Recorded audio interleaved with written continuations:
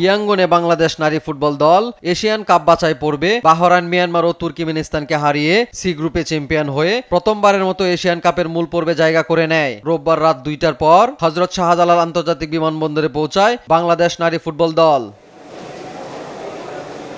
পরে রাজধানীর হাতিরঝিলে এমফি থিয়েটারে ইতিহাস গড়া নারী ফুটবল দলকে সংবর্ধনা অনুষ্ঠান আয়োজন করে বাংলাদেশ ফুটবল ফেডারেশন। বাগিনীদের শুভেচ্ছা জানাতে মধ্যরাতে ভিড় জমায় ফুটবল প্রেমীরা। অনুষ্ঠানে সংস্কৃতি বিষয়ক উপদেষ্টা মুস্তফা সরোয়ার ফারুকী বলেন, ঘুরে দাঁড়ানো শিখেছে বাংলাদেশ নারী ফুটবল দল। বাংলাদেশের মেয়েরা জানে কি করে প্রতিকূল পরিস্থিতিতে দৌড়াতে হয়। This is amazing.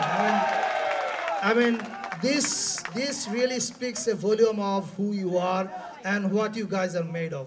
R football ফেডারেশনের সভাপতি তাবিদ আওয়াল বলেন, বাংলাদেশকে সারা বিশ্বে নতুন করে পরিচয় করিয়েছে বাংলাদেশ নারী ফুটবল দল।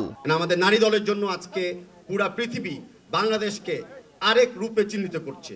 ইতিহাস গড়া এই অর্জনকে ধরে রাখতে চায় বাংলাদেশ নারী ফুটবল দল। বিশ্বমঞ্চে নিয়ে যাওয়ার আশা ব্যক্ত করেন নারী ফুটবলাররা। আমাদের উপর বিশ্বাস রাখবেন, আমরা আপনাদেরকে নিরাশ করব না। আমরা শুধু এশিয়া না, আমরা বিশ্ব মঞ্চে বাংলাদেশকে নিয়ে যেতে চাই। এখানে উপস্থিত সকলকে অসংখ্য ধন্যবাদ